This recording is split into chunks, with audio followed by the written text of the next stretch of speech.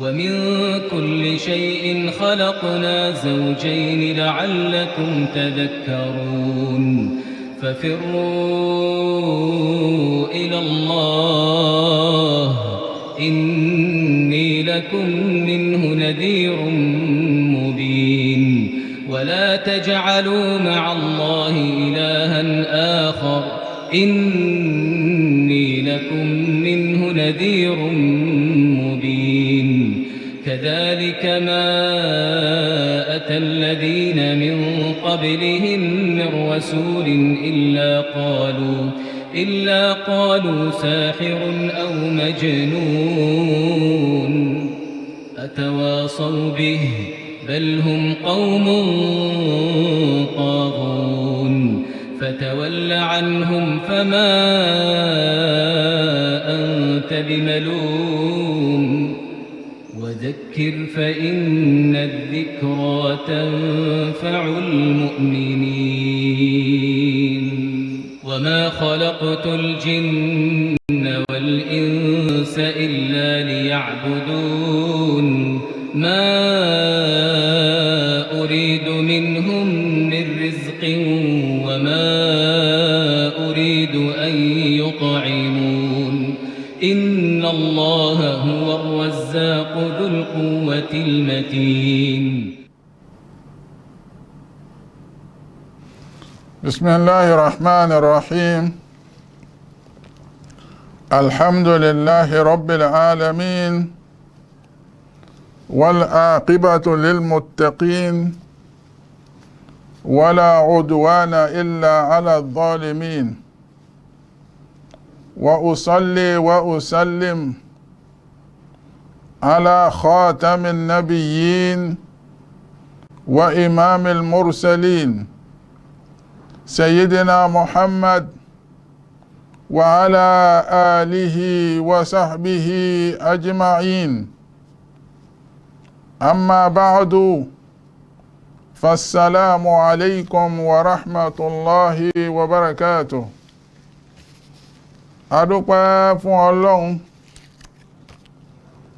atọrọ ìkẹ́ ìgẹ̀ fún ànábì wa Muhammad ẹni tí Ọlọ́run rán wáyé láti wá yọ wá kúrò nínú òkùnkùn àìmọ̀kan wá sínú ìmọ́lẹ̀ ẹ̀sìn Islam nígbà tánábì yìí wáyé gbogbo iṣẹ́ tọ́lọ́run ní kó jẹ́ ó jẹ́ ní pípé ànábì ò dínkù bẹ́ẹ̀ lànábì ò fi nǹkan kan fi kún ẹ̀sìn láti rí ọwọ́ ẹ̀ ohun tọ́lọ́run bá pa á láṣẹ ẹ̀ òun ní í ṣe ọ̀rọ̀ tọ́lọ́run bá ní kó sọ jáde òun ní máa ń sọ jáde lẹ́nu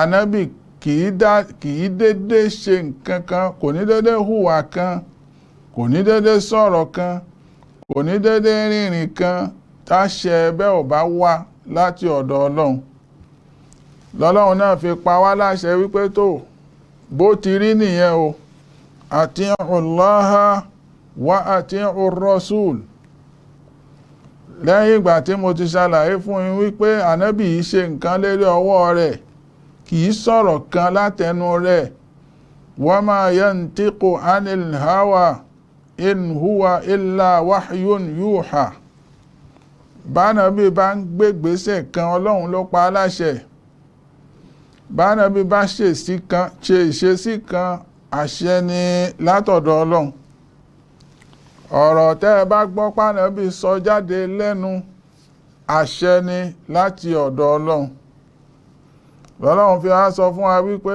ati'u Allaha wa ati'u Rasul ẹ̀yin tẹ́ ẹ pera yín ní mùmínì òdodo ẹ lẹ́nìkan tẹ́ ẹ máa tẹ̀lé ju èmi Ọlọ́run lọ lákọ̀ọ́kọ́ náà ohun tẹ́ ẹ bá nínú Qur'an ọ̀rọ̀ yẹn ni pé kẹ́ ẹ tẹ̀lé ẹ̀ ohun tẹ́ ẹ bá tó jẹ́ pànábì ló sọ tí ń bẹ nínú súnnà ànábì wa Muhammad àyà yìí ní fi wá mọ̀nà wípé ọ̀rọ̀ yẹn ni wípé ká ṣe kí ni ká tẹ̀lé ìyẹn náà. Bá a bá ti ń tẹ̀lé Ọlọ́run à ń tẹ̀lé ànábì, bá a bá ti ń tẹ̀lé ànábì à ń tẹ̀lé Ọlọ́run ni. Ọlọ́run o wá fi ọ̀nà mà wá, má jẹ́ á nù o, má jẹ́ á ṣẹ̀ṣẹ̀ gbé o. Lẹ́yìn Ọlọ́run, lẹ́yìn ànábì, kò tún sẹ́nìkan tí ó pàṣẹ nǹkan kan fún wa mọ́ nínú ẹ̀sìn tá a tẹ̀lé ẹ̀, tó jẹ́ wípé ẹni tọ̀hún dédé mú wá nígbà tó gbé nǹkan náà wá, ọ̀rọ̀ ló gbé wá ni, nǹkan kan ló dálẹ̀ ni, ìṣesí kan ní í ṣe ni, tá a wà nínú àlùkùránì tá a rí, tá a wà nínú súnnà ànábì wa Muhammad sallallahu alaihi wasallam tá a bá ń bẹ̀. Ìwọ tó o bá fẹ́ ṣorí ibú, má tẹ̀lé irú ọ̀rọ̀ bẹ́ẹ̀ o. Àwọn ẹni tí wọ́n jẹ́ olùmọ̀ gidi, láwọn tí wọ́n gbọ́ Ọlọ́run gbọ́ nínú àwọn àfáà, gẹ́gẹ́ bí Ìmáàmù Malik, Ìmáàmù Abu Hanifa, Ìmáàmù Shafi'i, Ìmáàmù Ahmad bin Hanbal, láwọn àwọn àfáà ńlá mẹ́rin tórúkọ wọ́n hàn lágbàáyé. Ẹ gbọ́ ohun tí wọ́n wí. Wọ́n ní báwọn bá sọ nǹkan kan àbáwọn dájọ́ òfin kan nínú ẹ̀sìn Islam, àbáwọn pàṣẹ nǹkan kan nínú ẹ̀sìn Islam, tá a bá wádìí ọ̀rọ̀ tàwọn tí ò bá tọlọ́hun mu, tí ò sì bá tànábì wa Muhammad mu, ẹ kó ọ̀rọ̀ tàwọn dànù, kẹ́ tẹ̀lé ọ̀rọ̀ Ọlọ́run, kẹ́ sì tẹ̀lé ọ̀rọ̀ ànábì wa Muhammad sallallahu alaihi wasallam. Nígbà tí irú àwọn àfáà ńlá báyìí ti sọ̀rọ̀ ọ̀rọ̀ báyìí, èwo ń ti wá tó ṣe pé àwọn àfáà wa tí ò dúró dédé, àwọn láàmọ̀ wá tẹ̀lé, láàmọ̀ wá sọ pé nǹkan báyìí tí wọ́n ṣe òun náà láá ṣe. Ó burú débi pé tẹ́ ẹ bá sọ fẹ́lòmíì pé ohun táfáà yín ṣe yìí, ohun tí mùrídí yín ṣe yìí, ànábì ò sọ bẹ́ẹ̀ o, kùránì ò sọ bẹ́ẹ̀ o, ogun ni wọ́n gbé tì ẹ́ wípé o nífẹ̀ẹ́ sí àfáà àtàwọn. A fẹ́ dárúkọ ẹnìkan, gbogbo wa náà láti mọ ibi tá a kù sí. Kò sẹ́ni tí kìí ọ̀pọ̀lọpọ̀ àwọn èèyàn lónìí, bí àfáà àwọn bá ní kí wọ́n kọwọ́ síná, wọ́n kọwọ́ síná. Báfà àwọn bá ní kí wọ́n jẹ ẹran èèyàn, wọ́n sì máa jẹ. Báfà àwọn bá sọ wípé ò gbọ́dọ̀ sùn fúnjọ́ mẹ́ta, wọ́n sì ní sùn fúnjọ́ mẹ́ta. Gbogbo eléyìí kò sí nínú ìlànà ànábì wa Muhammad sallallahu alaihi wasallam. Ànábì ní la darara wala dirara, ìní lára o, ẹ sì má ní ara yín lára. Nípa báyìí, a dúpẹ́ fún Ọlọ́run tó tún ní ká pàdé lónìí, lẹ́yìn ìgbà tá a ti fira wálẹ̀ fúnjọ́ mélòó kan. Ọlọ́run tún ní ká tún pàdé láti wá bára wa sọ̀rọ̀ Ọlọ́run gẹ́gẹ́ bá a ti mọ̀. Ọlọ́run o, gbogbo àwọn onígbọ̀wọ́ ètò yìí, láwọn tí ń náwó sí, láwọn tí ń fọpọlọ fi tó, láwọn tí ń gbóhùn wa sáfẹ́fẹ́, láwọn tó dúró tí ò jẹ́ ó yẹgẹ, Ọlọ́run mo bẹ̀ ẹ́, bá ń ṣe dáadáa fún gbogbo wọn pátápátá. Ẹni tí ń náwó sí owó ò ní tán lágbára Ọlọ́run, yóò máa pọ̀ sí ni. Ọlọ́run ò wá nígbà láfíà lọ́dọ̀ wọn, Ọlọ́run ó sì máa kọ́ wọn máa ṣe. Kò wá sí kórí ó wà kọ́ mọ́ mì, ibi tí wọ́n bá kù sí kọ́lọ́run ọba yááfì wọn. Ọlá jẹ́ kan oṣù Ọlọ́run.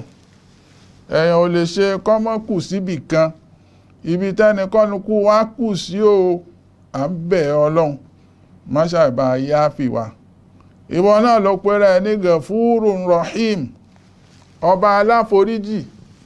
Ohun tó fà á tó fi sọra rẹ lórúkọ Gafur, ó ti mọ̀ wípé a mọ̀ ṣe òun. Ẹni tó bá sì wá ṣẹ̀ ẹ́, oní tí wọ́n bá ti bẹ òun, òun a máa gbẹ́bẹ̀.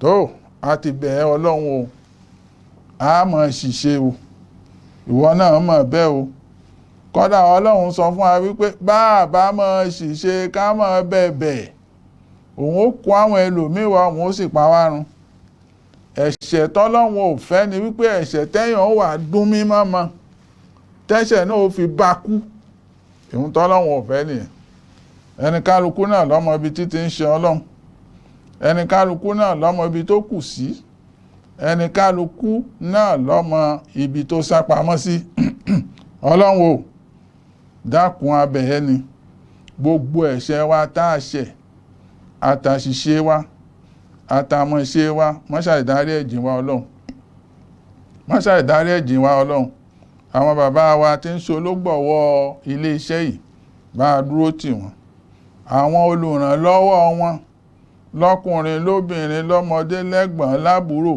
bá wa dúró tì wọ́n àwọn àáfàá wa Dr. Abdulrahim Shitu Sani tó jẹ́ elétò wáàsí nínú Sunna TV tọ́lọ́hun sì ń kọ́ mọ̀ ṣe ọlọ́run mọ́dọ̀pọ̀lọ ẹ̀rú o ọlọ́run má jẹ́ kí mọ̀ ó jọba lílọ bíbọ̀ ẹ̀ ọlọ́run má jẹ́ ó bára yé nú àwa ṣàdúrà fún gbogbo àwọn òṣìṣẹ́ iléeṣẹ́ yìí ẹ mọ̀ lókè ẹ ní wálẹ̀ láéláé ọlọ́run ò sì ní nawọ́ àárẹ̀ sí ìṣọ́ ọlọ́run tó nípọnjọ ẹ̀wọ̀n lọ yọ́ mọ̀ fi ṣọ́ yín èdè òyèdè ọlọ́run ò ní fi sáàrin àti gbogbo àwọn ọ̀gá yín gbogbo àwa tá a wá ń ṣe wáàsí á bá níbi tó gbé lérè o ọlọ́run ó san wá lẹ́san rẹ̀ o ọlọ́run ò ní kàn lé wa lọ́wọ́ o ọlá àjẹkàn oṣù ọlọ́run ẹ wá rí gbogbo ẹ̀yin tẹ́ ń gbọ́ wa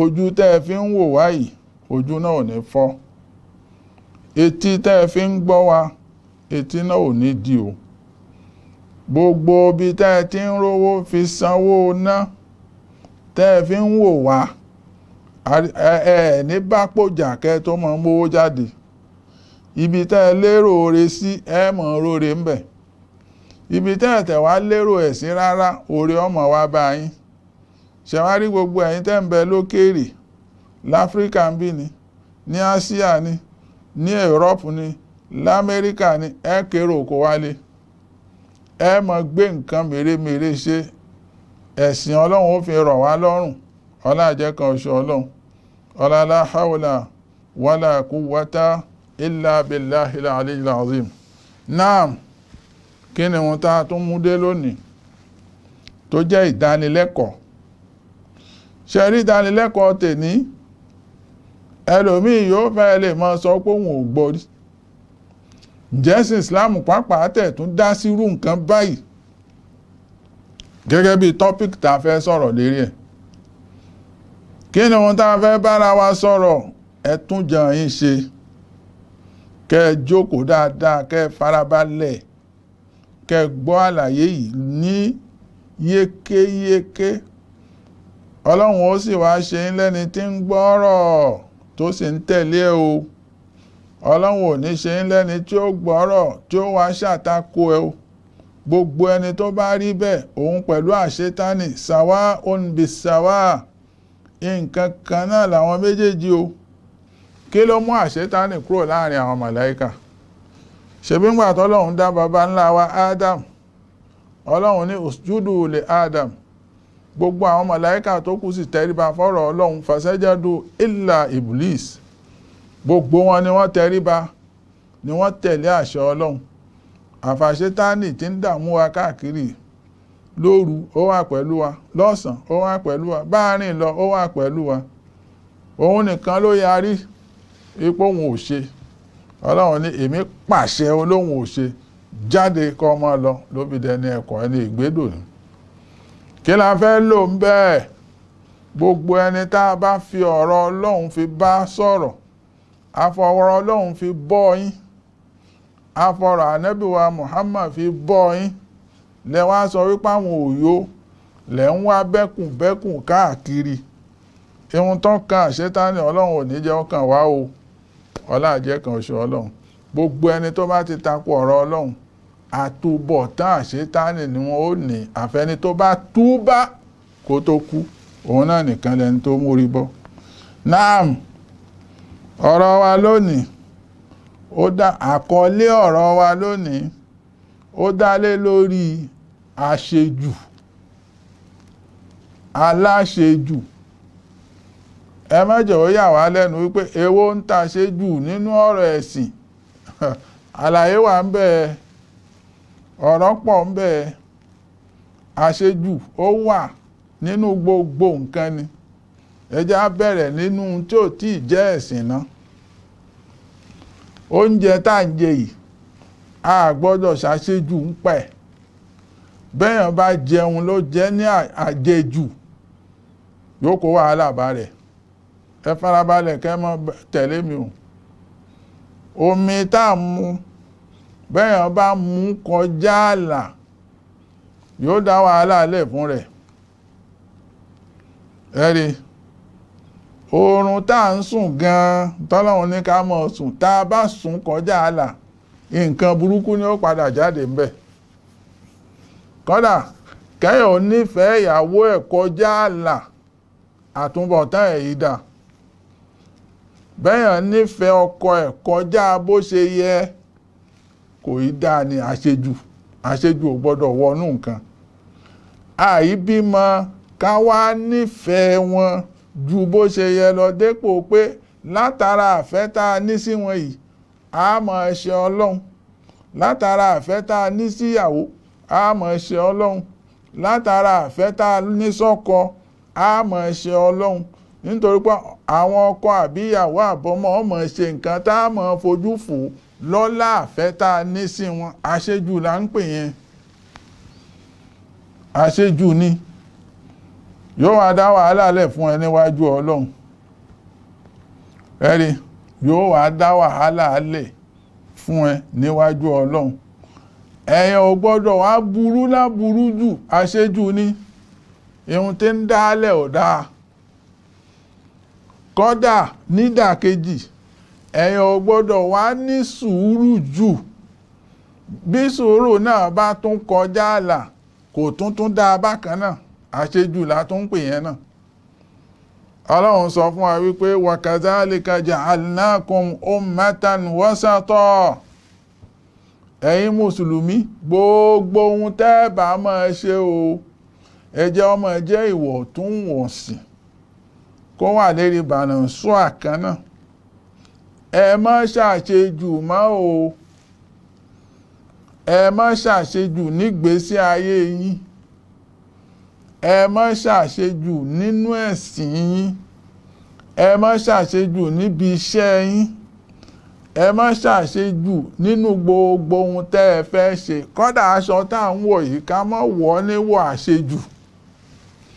Bá a fẹ́ ṣènáwó, ẹ má jẹ́ á ṣe ìnáwó wa ní àṣejù. Lọ́lọ́run fi sọ wípé kódà zàká tọ́lọ́run ní ká yọ yìí, Ọlọ́run ò fẹ́ ká yọ ká ṣe jù ó wọnú ẹ̀.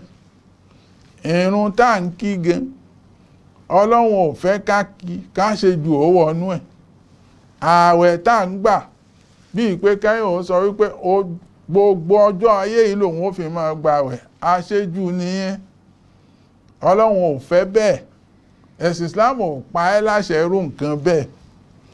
Bọ́ ọ bá dánrú ẹ̀ wò, àṣejù nìyẹn, kò ní ládánú. Àwọn kan ló lọ bá Ànábì wa Muhammad sallallahu alaihi wasallam, kẹ́ farabalẹ̀ kẹ́ gbọ́ mi. Ní gbogbo wọn lọ lérí. Ẹlòmíì ní láyé òun ò tún ní sùn mọ́, náfílà lòun ó fi máa yàn. Ẹlòmíì lérí, ó lóhun o, èyí tóhun ó fi fẹ́yàwó, tíyàwó máa dààmú òun, tóhun ó bímọ táwọn ọmọ máa dààmú òun, tóhun ò fi ní ṣiṣẹ́ Ọlọ́run dáadáa, òun ò yà ní fẹ́yàwó ni. Ẹlòmíì ní òun ààwẹ̀ lòun ó máa fi gbogbo ọjọ́ ayé yìí gbà. Ilẹ̀ kan ò ní mọ́, Ànábì, kí n má mọ́ sínú ààwẹ̀, torí mo gbọ́dọ̀ ṣiṣẹ́ kárakára kọ́lọ́run ó fi lè mọ̀ wípé yes, ẹni Ọlọ́run ni mí lóòótọ́. Bánábì ṣe fọwọ́ lẹ́rán tí ń wò wọ́n ní, tí gbogbo wọn tí wọ́n ń lérí tí wọ́n ń léka. Ànábì ti sọ pé àwọn aláṣejù ló dé nínú ẹ̀sìn yìí o, àwọn aláṣejù rèé. Ànábì wá bi wọ́n léèrè ọ̀rọ̀ wípé gbogbo èyí tẹ́ kàkalẹ̀ yìí tálẹ́ fi jọ torí pé ẹ̀ fi jọ èmi. Ìwọ tó sọ wípé òun ò ní sùn lóru ta ló fi jọ. Ìwọ tó sọ pé òun ò ní máa jẹun mọ́ nítorí pé ààwẹ̀ ló wọ́n máa gbà lójoojúmọ́. Ànábì ń bi léèrè wípé ta ló fẹ́ fi jọ. Ìwọ tó sọ pé òun ò ní fẹ́yàwó tó sọ wípé nítorí pé òun ò lè ṣẹ̀sìn tó wá dà fà páàdì àwọn páàdì gan tí wọ́n dálẹ̀ famara ọha hakọrì ayati ha àwọn gan alára ò tó bẹ́ẹ̀ láti tẹ̀lé ẹ̀ wọ́n ń jí ṣe ta ni wọ́n náà fẹ́ fi jọ. Arábìnrin èyí tẹ́ kó wáyé fahuwa rọ́dùn bí ń gbà ẹ̀ fi jọ mí o ẹ̀ sí lẹ́yìn mi o èmi ò pa yín láṣẹ ẹrú ẹ o ẹ̀rí fàmánú rọ̀gíbà án sunnati falaysa minni bẹ́ẹ̀ bá ti máa ṣe bí mo ṣe ń ṣe ẹ̀jọ́mọ lẹ́yìn mi. Ànábì wá kà èmi o mò ń sùn mo sì ń jí básìkò oorun bá tó ń sùn oúnjẹ ìfojoojúmọ́ ayé ìfigbàwẹ̀ rí mò ń gbàwẹ̀ mò ń ṣínu mo níyàwó mo sì lọ́mọ mo sì ń súnmọ́ obìnrin. Súnà tèmi Ànábì ni o ẹ sùn lásìkò tó yẹ kẹ́ ẹ sùn ẹ jí lásìkò tó yẹ kẹ́ ẹ jí ẹ jẹun lásìkò ẹ fẹ́yàwó kẹ́ ẹ bímọ. Faman raghiba an sunnati falaysa minni gbogbo ẹni tó bá ti kọ̀ wípé ọ̀nà tí mo là yìí òun ò fẹ́ tẹ̀lé ẹ̀ tó bá dijọ́ gbéde àlìkìyámọ̀ yóò lọ tò sẹ́yìn Ànábì tiẹ̀. Gbogbo ẹ̀yin aláṣejù ni wọ́n bá wí ẹ̀yin aláṣejù ẹ̀yin ni wọ́n bá wí. Ǹjẹ́ àṣejù wá wà nínú ẹ̀sìn? Ǹjẹ́ àṣejù wà tá à ń ṣe fáwọn àfáà wa? Bẹ́ẹ̀ ni àṣejù ń bẹ tá à ń ṣe gidi. Àwọn ẹlòmíì wọ́n ti lé koko nínú ẹ̀sìn débi wípé gbogbo ohun tó jẹ́ mọ̀kìrúhù gan wọ́n ti sọ di wájìbù. Gbogbo ohun tó jẹ́ wájìbù gan wọ́n ti sọ di rúkúnù. Gbogbo ohun tó jẹ́ súnnà tó ṣe wípé tó o bá ṣe ó gbalada bó o ṣe ò ní gbalada wọ́n ti sọ di wájìbù pọ́rọ̀ èèyàn ni bó o bá ṣe Ọlọ́run ó jẹ ẹ́yà. Wàláhì àṣejù ni. Àdínú yusrun.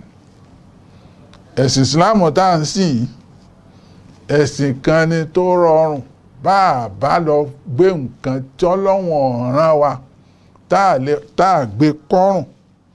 Ẹ̀sìn Ìsìláàmù a máa rọ̀ ẹ̀sìn Ìsìláàmù a máa ṣe é sì àmọ́ mọ́tọ̀ òun ní jẹ́ kẹ́sì Islam kó dàbí pé ó le lójú wa. Bẹ́ẹ̀ nìkan ló lọ bí Ànábì wa Muhammad ó ní ara'ayta idha sallaytul maktubat tí ń bá ti ń kírun ọ̀rọ̀ yàn mo kásùbà ìyàn náfílà mo ká ìlà mi ìyàn náfílà mo ká làásàrì ìyàn náfílà mo kí magribi ìyàn náfílà wa sumtu Ramadan àwẹ̀ Ramadan nìkan ni mò ń gbà wa halaltul halal àwọn tó jẹ́ halal ni mò ń jẹ wa haramtul haram ohun tọ́lọ́hun kọ̀ ń súnmọ́ adkhulul janna ṣé ń wà lè janna Ànábì ní naam ó wà lè janna.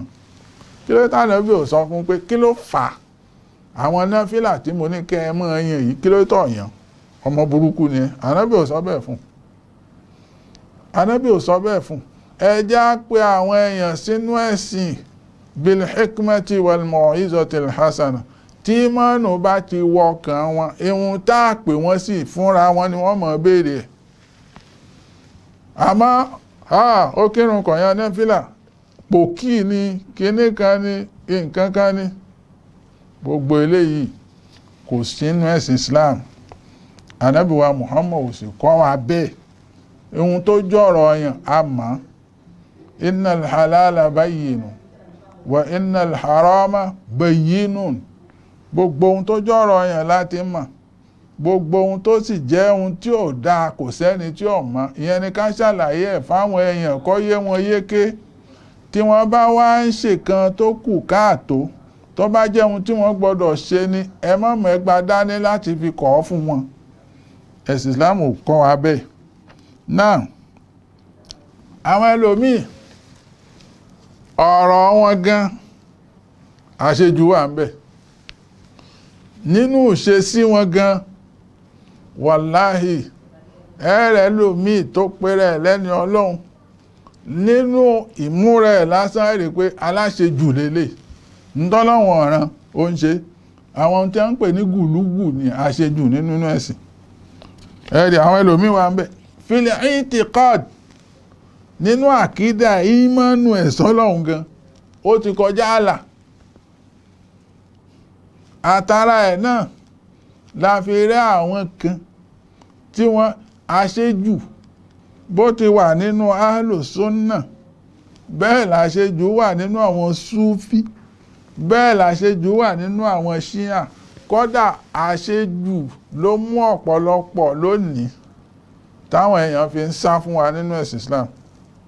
Tí ò bá jẹ́ bẹ́ẹ̀, àwọn Boko Haram tá à ń rí lónìí, àwọn jihadis míì, torí kìí ṣe gbogbo wọn, àṣejù wípé àtẹ̀lé ẹ̀sìn Islam bó ti tọ́ gẹ́gẹ́ bó ti yẹ, òun ló fà á làwọn fẹ́ fi ṣe jihad, àwọn fẹ́ gbé kìláfà wá. Ẹ̀ ń dààmúra yín ni, wàláhì ẹ̀ ń dààmúra yín, ẹ̀ ń dààmúra yín ni o, ẹ̀ ń dààmúra yín. Àṣejù tó wà nínú alùsùnnà la fi ń rí àwọn Boko Haram, la fi ń rí àwọn tí ń yìnbọn káàkiri. Látara alùsùnnà ni wọ́n ti jáde. Àwọn Súfí, ohun tá ń pè ní Sùfíyà kọ́ ni wọ́n ń ṣe lónìí. Àṣejù ti wọ̀ ọ́. Wọ́n ṣàzíkìrí ohun tọ́lọ́wọ̀n ọ̀ràn wọn, wọ́n wá ṣe ohun tọ́lọ́wọ̀n ọ̀fẹ́, wọ́n wá rìnrìn tọ́lọ́wọ̀n ọ̀ràn wọn láti rìn, wọ́n ń sọ ohun tí ò yẹ kí wọ́n sọ jáde lẹ́nu.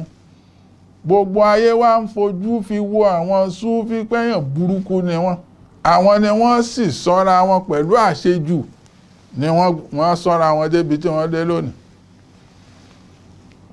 Àzíkìrí tọ́lọ́wọ̀n ò ní ká ṣe wọ́n ń ṣe. Ara ẹ̀ náà láti ráwọn ẹlòmíì nínú wọn tí wọ́n ó tẹ aṣọ sáàrin méjì. Ọlọ́run lọ́mọ ohun tó fà á tí wọ́n fi ń ṣe àṣejù náà ni. Ẹ̀sìn Islam lóòótọ́ ká jẹ́ Sùfíyà kò dìgbà tẹ́ ẹ bá ṣe régbè yìí. Kí là ń pè ní Sùfíyà? Ṣe àzíkìrí Ọlọ́run ní wazakirina Allaha kathiran wazakirat.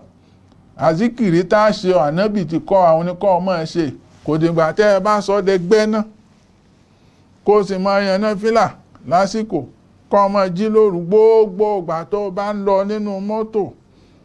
Yakuna lisanuka ratban mina zikir. Bàbá ńlá Sùfíyà nìyẹn. Àmọ́ Súfí ẹlẹ́gbẹ́dé Ọlọ́run ò sí sínú yẹn.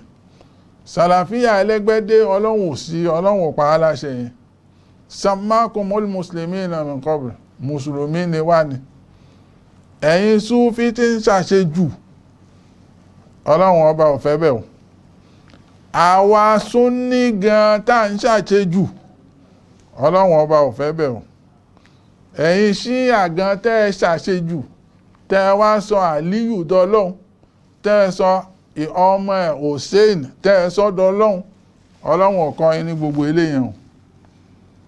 Arkanul Islamul Khamsa ó ti wà ńlẹ̀ o. A ti mọ ohun tó jẹ́ halal, a sì mọ ohun tó jẹ́ haram. Èyí tí ò tí yé àwọn èèyàn tánàbí sọ pé lè haramu ni, òun ni ká ṣàlàyé fún àwọn èèyàn o. Náà ẹ wá rí gbogbo ohun tá ń wí, àwọn àṣejù yìí ó wá wà bẹ́ẹ̀ nínú ẹ̀sìn títí ó fi wá kan àwọn àfáà ibi tá ń lọ lónìí ni. Al-guluwu fi salihin. Ọ̀pọ̀lọpọ̀ àwọn èèyàn lónìí wọ́n ṣàṣejù lára àwọn àfáà wọn, lára àwọn aṣíwájú wọn, lára àwọn mùrídí wọn, dépò pé ẹlòmíì ti jáde kó nínú ẹ̀sìn tí ó mọ̀, àṣejù ló súnmọ́ débẹ̀ o. ẹ gbọ́, ẹlòmíì ó yin àfáà rẹ̀ kọjá àlà ìlà darajatul uluhiyya, wọ́n fẹ́ sọ̀dọ̀ Ọlọ́run. àwọn ẹlòmíì àfáà wọn agbára ẹ̀ ó fẹ́ pọ̀ ju tọlọ́run lọ, ó pọ̀ ju tànábì wa Muhammad lọ. ara àṣejù látara àfáà ẹ̀rọ àwọn ẹlòmíì tí wọ́n mọ̀ lọ di sàárè àfáà wọn, tí wọ́n mọ̀ lọ sọ ohun tí ò yẹ kí wọ́n sọ, ohun tí ò yẹ kí wọ́n béèrè, tó kú yìí òkú àfáà wọn ò lágbára ẹ̀, wọ́n mọ̀ lọ béèrè ńbẹ̀. gẹ́gẹ́ bí kí nǹkan ó sọnù kẹ́lòmí ó lọ di sàárè àfáà ẹ̀ kó máa lọ sọ wípé tó wọ́ ló ní kí n máa gbé bí o, nǹkan báyìí báyìí ṣe mí o, tí n bá ń fẹ́ tó bá ń fẹ́ kí n bójú tó ohun tó fi mí sí díẹ̀, ohun tó ṣẹlẹ̀ yìí mọ́ sùn lóru o. ara àṣejù táwọn wí náà ni tó a ní sùúrù fún ìṣẹ́jú méjì ká tó máa bá fún ìṣẹ́jú kan ká tó máa bá àlàyé wa bọ̀. hādhā wa sallallahu ala sayyidina Muhammad wa ala alihi wa sahbihi ajma'in. subhana rabbika rabbil izzati amma yasifun wa salamun ala al-mursalin walhamdulillahi rabbil alamin. Assalamu alaikum warahmatullahi wabarakatuh. Ìkànnì tẹ́ ń wò yìí náà ní ìkànnì Sunna TV, níbi tí àwọn onímọ̀ ti ń tẹ ìmọ́lẹ̀ sórí ẹ̀sìn Islam látòrí Sunna TV, ìmọ́lẹ̀ nínú Sunna Nabi Muhammad sallallahu alayhi wa sallam. ní gbogbo ìgbà ní kẹ́ ẹ máa wò wá tí ẹ̀sùn máa rí ẹ̀kọ́ ìsìnkọ́ lórí ìkànnì yìí náà ni o. òun ló múlẹ̀ rẹ̀kẹ̀tẹ̀ yàtọ̀ yìí. gbogbo mùsùlùmí lọ́kùnrin àti lóbìnrin ẹ jẹ́ ká máa wo Sunna TV, ẹ jẹ́ àwọn ọmọ wa náà máa wo Sunna TV kí wọ́n lè bá ní ìmọ̀ tó péye nípa Sunna. ìkànnì tó ń tànmọ́lẹ̀ sínú ẹ̀sìn ni Sunna TV Yorùbá. ẹ máa wò wá ní gbogbo ìgbà kẹ́sì máa kọ́ ẹ̀kọ́ tó péye nípa Sunna.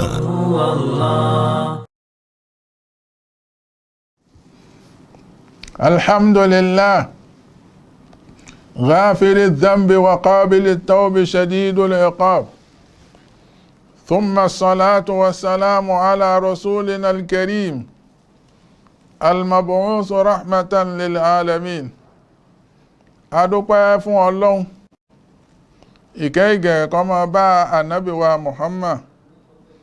lẹ́yìn ìgbà tí a ti ní ká fúnra wa nísinmi ìṣẹ́jú kan, a tún padà wá, Ọlọ́run ní ká tún pàdé láàrin ìṣẹ́jú kan sẹ́yìn láti máa bá àwọn àlàyé wa tá ń bá bọ̀ lórí àwọn àṣejù táwọn ẹlòmíì ń ṣe yálà nínú nígbésí ayé wọn.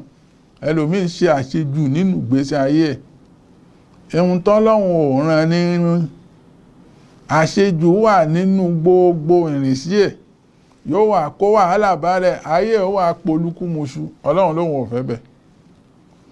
àwọn ẹlòmíì wà wọ́n ṣe àṣejù nínú ẹ̀sìn, ìmúra wọn àṣejù wà ń bẹ̀, ìṣesí wọn àṣejù wà ń bẹ̀, ìsọ̀rọ̀ sí wọn àṣejù wà ń bẹ̀, ìrun wọn gan àti ìbádà wọn wàláhì àṣejù wà ń bẹ̀. Ọlọ́run ní ànábì ní Ọlọ́run ọ̀ràn ẹni gbogbo àdínú yusur. kìí ti ṣe pé ńgbà tá a ti sọ wípé ẹ̀sìn Islam ó rọ̀ ní wípé kẹ́ ẹ máa wá sin Ọlọ́run bó ti wù yín kọ́ o. ẹ béèrè nípa ẹ̀sìn o kẹ́ ẹ tó lè sìn o. àmọ́ ẹ má jẹ́ kí ohun tọ́lọ́run ò fọ́ sí wa, tọ́lọ́run ò jẹ wá nípa pé dandan dàn lélẹ́yìí, kẹ́ ẹ wá mú yẹn kankan kẹ́ ẹ wá sọ àwọn èèyàn dọmọ náà nítorí ẹ̀. Ọlọ́run ò fẹ́ bẹ̀. ibi tá a wá ń bọ́rọ̀ lọ ni wípé àṣejù yìí òun gangan ni tọ́pìkì ohun tí a ní ká sọ. àṣejù àwọn ẹlòmíì nípa àwọn aṣíwájú wọn, mùrídì wọn. àṣejù àwọn ẹlòmíì nípa àwọn àfáà wọn tó kọ́ wọn ń kéwú. ẹlòmíì ti sọ àfáà rẹ̀ di Ọlọ́run. ẹlòmíì àáfàá rẹ̀ tẹ́lòmíì nígboyà tó ṣàyà kókó nàkí tó sì gbé jáde wípé iṣẹ́ tá àáfàá tòun ṣe ó ju tàwọn sàábé lọ fọlẹ̀ iyadu billah lẹ́nu wọn lọ́hùn. Ànábì sì sọ wípé láyé kò síhun tá a lè ṣe tí ó tọ́ àwọn sàábé, kò síṣẹ́ náà lànábì fi sọ pé la tasubbu ashabi, ẹ má bú àwọn sàábé mi o, àwọn ni wọ́n dúró tì mí nínú òjò nínú ẹ̀rùn, gbogbo wàhálà tẹ́ ẹ bá ṣe láyé ẹ tó bẹ́ẹ̀ lè bá wọn, kódà ìdajì ẹ̀ ìdá mẹ́rìndínlógójì ẹ̀ kò lè bá ṣẹ́ táwọn sàábé yìí ṣe. Lónìí àti ráwọn èèyàn tí wọ́n ṣàṣejù lára àfáà wọn, wọ́n ṣàṣejù lára àwọn mùrídì wọn, dépò pé wọ́n ti bá kínní débi pé wọ́n ti wọnú shirk ẹbọ. Ohun tí sì ń dààmú àwọn ẹlòmíì ni wípé bó o bá forí balẹ̀ fóòṣà, ìyẹn là ń pè lẹ́bọ, kò yé yín ni o. Ẹlòmíì jẹ́ mùsùlùmí tó jẹ́ àfáà àgbà, tóun náà òun pẹ̀lú bàbá oníṣàngó, òun pẹ̀lú bàbá ológun, sàwá onbìsàwá, ìdájọ́ kan náà ní ń bẹ fáwọn méjèèjì. Máa fún yín lápèjúwe. Ẹni tí ń sin Ṣàngó ó ń lọ forí balẹ̀ fún Ṣàngó, ó sì ń pa ẹran fún, ó sì ń béèrè gbogbo ohun tí ń béèrè lọ́dọ̀ ẹ̀. Èèwọ̀ àfáà náà tó palẹ̀ mọ́ kò ń lé, tó wá lọ di sàárè àfáà rẹ̀, tó wá ń lọ tọrọ lọ́dọ̀ ẹ̀ pé ṣe nǹkan báyìí fún mi, ṣe nǹkan báyìí fún mi. Kódà ara àwọn ẹlòmíì tí wọ́n lọ sùjádà nídùú sàárè yìí, ara àwọn ẹlòmíì tí wọ́n ń gbé fọ́tò àwọn àfáà wọn síta tí wọ́n ń sùjádà sí àwọn fọ́tò yìí. Kí ni ìyàtọ̀ láàrin àwọn àtàwọn olóòṣà tá a wí? Kí ni ìyàtọ̀ wọn? Àwọn ẹlòmíì wọ́n to fọ́tò àfáà wọn sínú ilé lọ rẹpẹtẹ. Àwọn ẹlòmíì wọ́n wà lọ kọ́ sàárè àfáà wọn, wọ́n wà kọ́lé sérí ẹ̀ bàǹtàbàǹtà láti lè máa fi ṣèrántí wọn. Ohun tí wọ́n ń ṣe yìí ó léwu púpọ̀. Àṣejù tẹ́ ń ṣe nípa àwọn àfáà yìí, nípa kẹ́ ẹ máa lọ kóra yín kò nílé, máa lọ di sàárè wọn, máa lọ ṣe ohun tí ò tọ́ Ọlọ́hun. Ọlọ́hun kọ̀, ànábì kọ̀. Ànábì wa Muhammad sallallahu alayhi wa sallam ó ní la tushaddu rihal illa ila thalath masajid aw thalathatu masajid. Àgbà ẹnìkan láyè kó lóun fẹ́ rìnrìn ìjọsìn. Ẹ gbọ́ mi yé dáadáa o, wípé òun fẹ́ lọ rìnrìn iṣẹ́ Olúwa, tó wá fẹ́ jáde ńlé láti gbaládá lérí ìrìn tó fẹ́ rìn.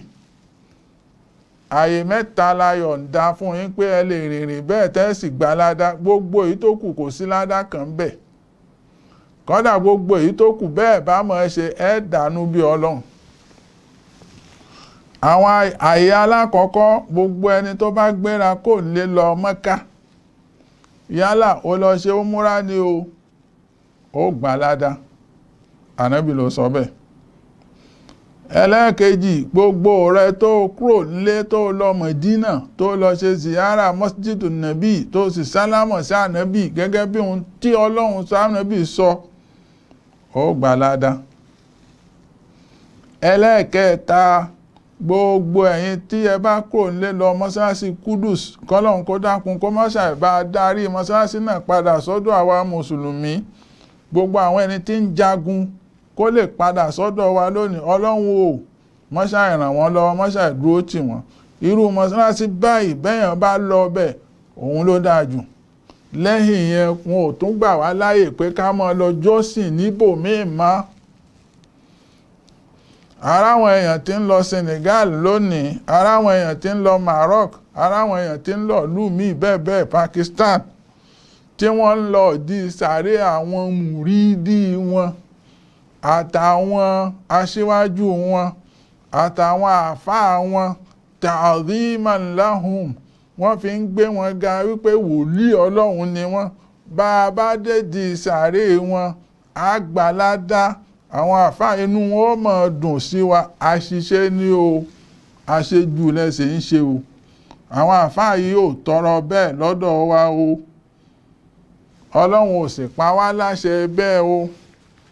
A sì gbọ́rọ̀ bẹ́ẹ̀ lẹ́nu ànábì wa Muhammad sallallahu alaihi wasallam. Ntọ́lọ́run ò bá ti sọ wípé ká máa lọ jọ́sìn bẹ́ẹ̀, a gbọ́dọ̀ lọ o. Gbogbo ẹni tó bá lọ bákan méjì ni o.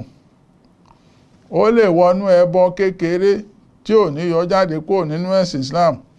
Kó máa rò wípé bóun bá lọ lòun ó fi rójú rí Ọlọ́run ni. Ẹ̀ṣẹ̀ ni, àmọ́ ẹ̀ṣẹ̀ kékeré nìyẹn. Bọ́ bá wá lọ ọ̀hún, ó ti mọ̀ pé Ọlọ́run ní ń ṣe rere, Ọlọ́run ní ń fún wa lówó, Ọlọ́run ní ń fún wa lọ́lá. Ìdí sàárè àfáà yìí ló ti wá ń lọ béèrè owó, wípé àfáà yẹn ni kó lànà rẹ̀ kàn ẹ́. Ìyẹn jẹ́ wípé Ọlọ́run ò lè ṣe, wòlíì Ọlọ́run tó wọ́dọ̀ ẹ̀ ló lè ṣe. Irú nǹkan bẹ́ẹ̀ yóò yọ ẹ́ kò nínú ẹ̀sìn Islam. Òun là ń pè ní ashirikul akbar. Ẹbọ ńlá ni ẹ o. Ẹbọ tó ń tó ṣe yìí, ó dàbí ipò ń forí balẹ̀ fóòṣà ni o. Bọ́ ọ bá lọ tó dédi sàárè náà, tó wá ń tọrọ lọ́dọ̀ àfáà náà pé ṣe báyìí fún mi, ṣe báyìí fún mi, jẹ́ kí n rí bá ti ṣe, jẹ́ kí n rọ́nà gbégbà, àbó lọ sùjádà sídìí sàárè ẹ̀. Ìwọ pẹ̀lú àwọn olóòṣà ẹ yàtọ̀ síra yín. Kí ló sún ẹ débẹ̀? Àṣejù látara àwọn àfáà yín tọ́lọ́run ò sì fẹ́ bẹ̀. Ẹ wá ráwọn àṣejù wọ̀nyí láyé jọ́sí. Kò sí ohun tí ń jẹ́ ẹ̀sìn òrìṣà nígbà tọ́lọ́run dá ayé tánàbí Ádámù ti sọ̀kalẹ̀ wórí ilẹ̀. Gbogbo àwọn èèyàn wọ́n mọ̀ wípé Ọlọ́run ọba kan ṣoṣo ní ń bẹ ni. Títí tó fi wá dé orí àsìkò ànábì Nuhu alayhi salatu wassalam. Ibẹ̀ lẹ̀sìn òòṣà tá ń sìn lónìí, ibi tó ti bẹ̀rẹ̀ ni. Àsìkò ànábì Nuhu ló bẹ̀rẹ̀. Báwo ló bẹ̀rẹ̀ gbà? Àṣejù táwọn èèyàn ṣe látara àwọn aṣíwájú wọn tá ń sọ yìí, òun ló ṣokùnfà ẹ̀sìn òòṣà dòní. Màá yànnà náà ẹ gbọ́, tọ́lọ́run sì sọ sínú Quran. Àwọn mélòó kan bẹ tí wọ́n ń jẹ́ Wúdù àti Suwa àti Yagus àti Nasra, ẹni Ọlọ́run ni wọ́n ń gbà náà tí wọ́n ń sin Ọlọ́run. Ọlọ́run sì fún wọn láríjìkí, wọ́n lówó, wọ́n lókìkí, wọ́n ń ṣe rere. Ọlọ́run wọn ti wá kú. Ibi táṣetánì ti wá bá wọn nìyẹn. Wípé bẹ́ẹ̀ bá ń fẹ́ kẹ́ ẹ jẹ́yàn re lágbájá àti lágbájá àti lágbájá. La tazarunna alihatakum wa la tazarunna waddan wa la suwa'a wa yagusa wa nasra. Wọ́n sọ fún mi pé ihun tẹ́ ń ṣe tí gbogbo nǹkan fi ń polúkúmuṣu ní pé ẹ gbọ́dọ̀ mọ gbàgede kan, gẹ́gẹ́ bí irú èyí tó wà nílùú Àjàṣẹ́, gbàgede tó fá, àbí tọmọ obìnrin àmọ̀zónù tí wọ́n ṣẹ̀ṣẹ̀ gbé wáyé, àbí ti bí Hànzẹ̀ ní Bọ̀yúnkàn, àbí ti bí Ògẹ́rà. Irú nǹkan bẹ́ẹ̀ lẹ gbọ́dọ̀ ṣe. Bẹ́ẹ̀ bá ṣe tẹ́ ya statue wọn bẹ́ẹ̀, ẹ mọ̀ rántí wọn láti máa ṣe bí wọ́n ti ń ṣe. Àṣetánì ló kọ́ wọn nírú ète bẹ́ẹ̀. Ète sì ni, torí pé àṣetánì ńgbà tó kúrò lọ́dọ̀ Ọlọ́run, ó lóun ọmọ nù wá ni. Tá a bá fẹ́ ṣe rere, òun ọmọ kọdí wa nílé ṣe rere mọ́. Nígbà tí wọ́n ṣe, àwọn tí wọ́n ṣe, àṣetánì lọ sóhun ti béèrè lọ́dọ̀ Ọlọ́run pé ó ti jọ́ táwọn bá fẹ́ parẹ́ kóhun tó kú. Ọlọ́run ní mo gbà fún ẹ. Wọ́n lọ lẹ́yìn 100 ọdún sẹ́yìn.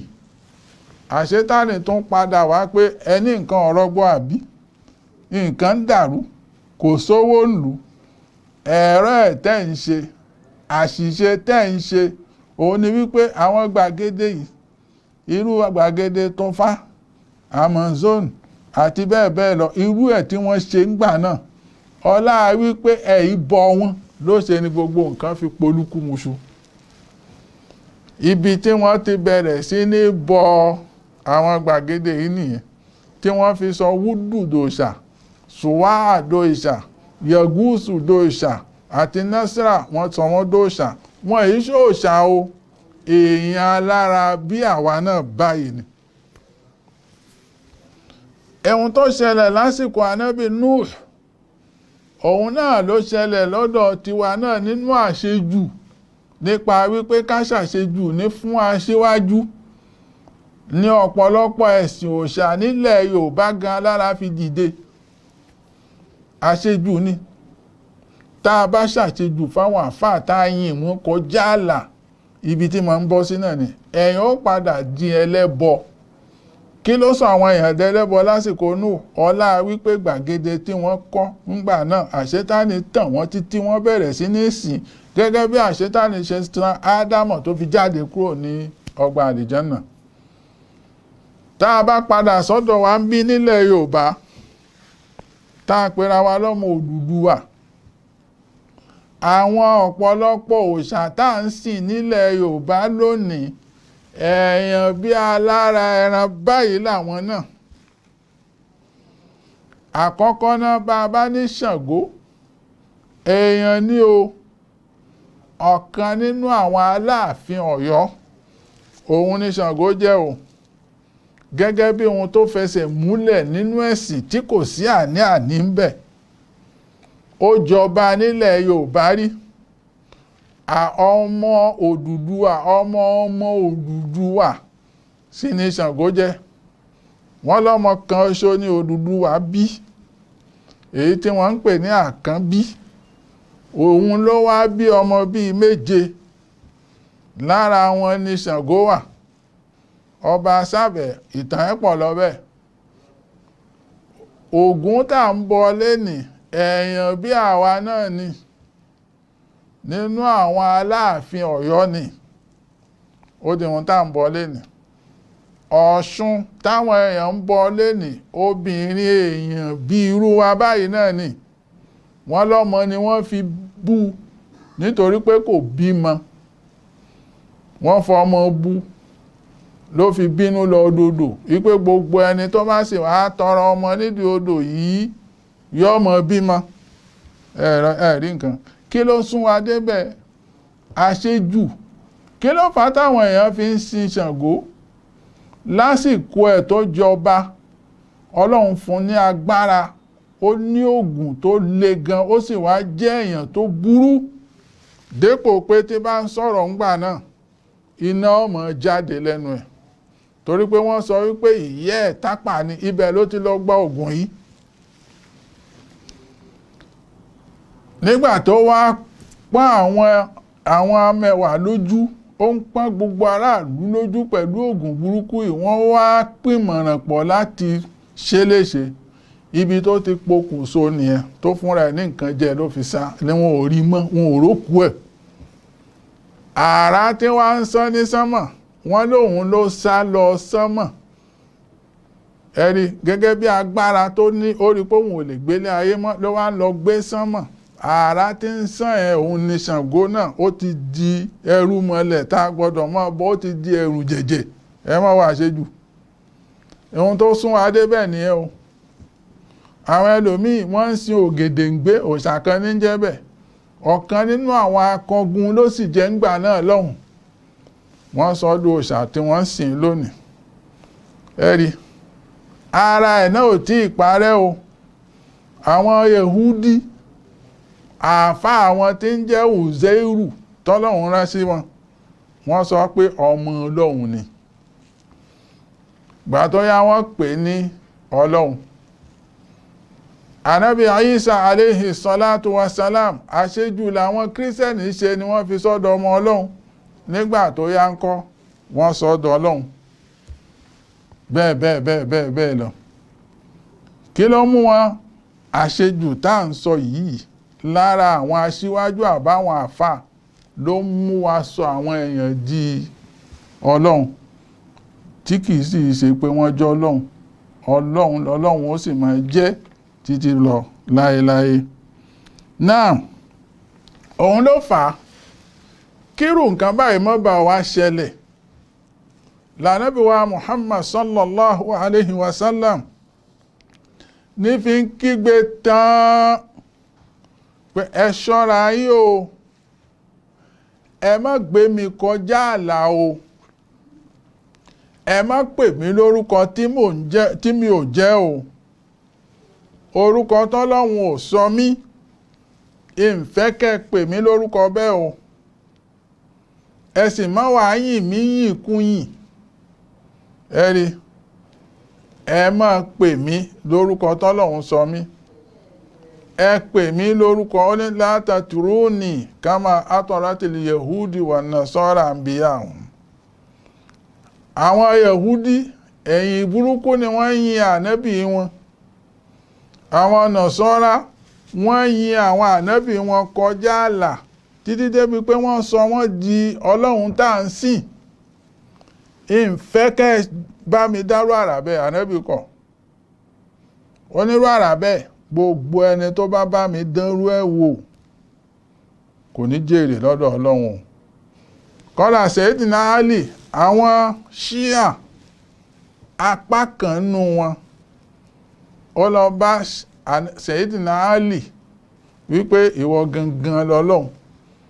Sayyidina Ali ò gbà fún un, ó sì mú jọ náà, ó sì gbépo ìbòsí lórí, ó sì súnná nítorí pé ó pe Sayyidina Ali lọ́lọ́run.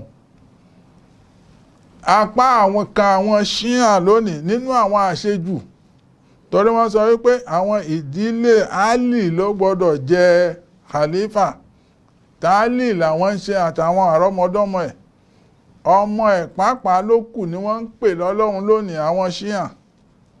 Dépò pé a wà ní Mọ́kà ńjọ́ kan níbi tá a ti ń lọ jukò tí gbogbo nǹkan dàrú, ó wá di bọ́lọ́mọ ò mọmọ mọ́, ọlọ́mọ ò mọ ọmọ mọ́, ẹni tọ́lọ́hun bá là lọ́lọ́hun bá là lọ́lọ́hun là. ọ̀kan nínú àwọn ṣíà tí ń bẹ lẹ́gbẹ̀ẹ́ mi ńjọ́ náà, ẹgbọ́gbe tí ń ké o, ó ní ya Hussein ankidni, Hussein ọmọ Aliyu yọ mí kó nú àjàgà tá a wà yìí. So Hussein ló lè yọ ni àbí ọlọ́run? àwọn ẹnìkan lọ sílùú Misra láti lè lọ gba àwòsàn, wọ́n fẹ́ ṣiṣẹ́ abẹ fún. nígbà tí wọ́n délé lòótọ́, ó wá jẹ́ lè lòótọ́ àwọn ṣíà tá à ń wí, wọ́n ní káwọn ó tó lè ṣiṣẹ́ abẹ fún wọn àfi kó o béèrè lọ́dọ̀ Hussein náà wípé kí Hussein kan ràn àwọn lọ́wọ́ lérí iṣẹ́ abẹ táwọn fẹ́ ṣe yìí. arábìnrin náà sì wá ń dá wọn lóhùn, ẹni tó jẹ́ bàbá àgbà ẹ̀ tó jẹ́ ànábì wa Muhammad, ó wà ń lu Mọ̀dínà, àwọn ò béèrè lọ́dọ̀ ẹ̀ wípé kó ràn yín lọ́wọ́, ṣé ọ̀rọ̀mọdọ́mọ lòun ó mọ̀ wá béèrè wípé kó ràn àwọn lọ́wọ́, tí kò bá lè ṣeé ṣe kẹ́ ẹ fi ilẹ̀. àwọn àṣejù táwọn èèyàn ń ṣe nìyẹn, tí ànábì wa Muhammad sallallahu alayhi wa sallam tó fi kọ̀ wípé ìfẹ́ bẹ́ẹ̀, ẹ sì gbọ́dọ̀ bá mi dán irú ẹ̀ wò. kí ni ká wá sọ fáwa tá a jánábì, tá a wá yin àwọn àfáà wa ju ànábì gan lára lọ, à ń yin àwọn àfáà wa, à ń gbé wọn ga dépò tí wọn ò tó, tá a mọ̀ pé wọ́n ní kútúbù gáúsù. gbogbo eléyìí àṣìṣe ni tó lè ba ẹ̀sìn wa jẹ́ ní iwájú Ọlọ́run. nínú àwọn àṣìṣe tá à ń ṣe náà ni wípé àwọn àfáà wa yìí tí wọ́n bá kú, àìfẹ́ lọ sin wọ́n sí tẹ́mọ́, ilé láàsìn wọ́n sí, láàmọ́ lọ di sàárè wọn, láàmọ́ lọ yípo ń bẹ̀, ó jẹ́ nǹkan tí kò dáa. kìí ṣe pé a sin wọ́n sílé nítorí àbí pé nítorí pé ìlú náà fara rọ wọ́n lè lọ ṣe sàárè wọn ṣúbàṣúbà tí ò sì dáa lóòótọ́. a sin wọ́n sílé nítorí pé ká lè mọ lọ jọ́sìn di sàárè wọn, ká lè mọ lọ wárí fún wọn, kó dáa o. kìí ṣe ohun tí ó bójúmu, ẹ̀sìn Islam ò pa wá láṣẹ bẹ́ẹ̀. nínú àwọn àṣìṣe àtàṣejù ni wípé àwọn àfáà wa yìí a gbọ́dọ̀ wọ́ wọn lẹ̀, a gbọ́dọ̀ sọ̀sọkúsọ sí wọn lára, a sì gbọ́dọ̀ ròyìn wọn níròyìn tí ò dáa. Tá a bá wò Ọlọ́run ròyìn àwọn sàábé púpọ̀, àwọn ẹni Ọlọ́run ròyìn wọn sínú Kùránì pé òun kí yín ẹ kú iṣẹ́. Ẹ̀rí àṣejù tá à ń wí yìí Ọlọ́run kọ̀, kódà ó sọ fáwọn Nàsárà àwọn ẹlẹ́sìn kejì pé látẹ́kùlù fi dinikum, ẹ má ṣàṣejù nínú ẹ̀sìn o. Ihun tí mo bá ní kẹ́ ẹ ṣe òun ni kẹ́ ẹ ṣe, ohun tí mo bá kọ̀ ní kẹ́ ẹ má ṣe o. Ànábì wa Muhammad sallallahu alaihi wasallam òun náà sọ fún wa wípé iyyakum wal guluw, ẹ dákun mo bẹ̀ yín ni o, ẹ má ṣàṣejù nínú ẹ̀sìn o, ẹ má ṣàṣejù fáwọn àfáà yín o, kódà ẹ má ṣàṣejù lára èmi tí mo jẹ́ ànábì o. Wa innama ahlaka allazina min qablikum, ẹ̀rí àwọn ẹni tó ti síwájú yín kí ló jẹ́ kí wọ́n parun, kí wọ́n di ọ̀tá Ọlọ́run, kí wọ́n dẹni ẹ̀kọ́. Òun náà ni wípé guluwuhum fid-din, ọlá wípé àṣejù wọn pọ̀ nínú ẹ̀sìn, òun náà lọ́lọ́run fi pa wọ́n rẹ́. Wa innama ahlaka allazina min qablikum al-guluw, òun tó fà á nìyẹn tọ́lọ́run fi pa wọ́n rẹ́. Ọlọ́run sì sọ fún wa wípé ya ayyuhal ladhina ya ahlal kitab, gbogbo ẹ̀yin tí a fún ní tírà la taghlu fi dinikum. Àbẹ̀rẹ̀ wa ọ̀pọ̀ ọ̀rọ̀ ẹ̀rí díẹ̀ láàsọ, Ọlọ́run jẹ́ kó yé wa ju bá ti fẹ́ sọ sí lọ. Ẹ má jẹ́ àṣàṣejù nínú ìgbésí ayé wa, ká má nánàkúnà wala tubazir tabzira, ká má rìnrìn kúrìn, Ọlọ́run ò fẹ́. Ká má sọ̀sọkúsọ, Ọlọ́run ò fẹ́. Ká má jẹun kọjá àlà, Ọlọ́run ò fẹ́. Ká má wọṣọ kọjá àlà, Ọlọ́run ò fẹ́. Nínú ẹ̀sìn ẹ jẹ́ á ṣe níwọ̀ntúnwọ̀nsì. Wa kadhalika ja'alnakum ummatan wasata, ìhun tọ́lọ́run ò bá pa wá láṣẹ ẹ má jẹ́ á ṣe. Àwọn àfáà wa tó kọ́ wa ń kéwú, lóòótọ́ Ọlọ́run tọrọ lọ́dọ̀ wa pé ká pọ́n wọn lé, ká sì bọ̀wọ̀ wọn, ká má ṣàdúrà fún wọn lórí iṣẹ́ ribiribi tí wọ́n gbé ṣe. Gẹ́gẹ́ bí àwọn àfáà wa nílẹ̀ Yorùbá, àwọn bàbá wa Kamaluddin Al-Adabi wọ́n gbìyànjú, àwọn bàbá wa Sheikh Adam Al-Alori wọ́n gbìyànjú púpọ̀, àwọn bàbá wa tó ṣẹ̀ṣẹ̀ ń lọ Àjàní Bello, àwọn àfáà nìyẹn tí wọ́n gbìyànjú, àwọn bàbá wa oníwàásí àgbáyé agbúrò wọ́n gbìyànjú. Nílẹ̀ wa Benin bí àwọn bàbá wa Sheikh Shitu Sani wọ́n gbìyànjú, àwọn bàbá wa láìjẹ̀dò wọláhì wọ́n tíráì púpọ̀, àwọn bàbá wa nílùú Àjàṣẹ́ ní Àsàìdíyà, àwọn ni àwọn àfáà àgbà wa nílẹ̀ Yorùbá nìyẹn, àtàwọn ẹlòmíín náà tá à rántí dárúkọ. Kò lè ṣe kí wọ́n má sì ṣe, àmọ́ wọ́n gbìyànjú. Iṣẹ́ wọn tí wọ́n ṣe kalẹ̀ lónìí làwa fi wá kọ́ ìmọ̀ládà àfáà lára àlùsúnnà, àtẹni tó jẹ́ àlùsúnnà, àdúrà ló yẹ ká mọ̀ ṣe fún wọn. Gbogbo èyí tí wọ́n sì ṣe ẹ̀jẹ̀ abójúkò ń bẹ̀, kọ́lọ́hun kó yá fi wọn. Hādhā wa sallallahu ala sayyidina Muhammad wa ala alihi wa sahbihi ajma'in. Subhana rabbika rabbil izzati amma yasifun wa salamun ala al-mursalin walhamdulillahi rabbil alamin. Allahu akbar, Allahu akbar, Allahu akbar. La ilaha illallah.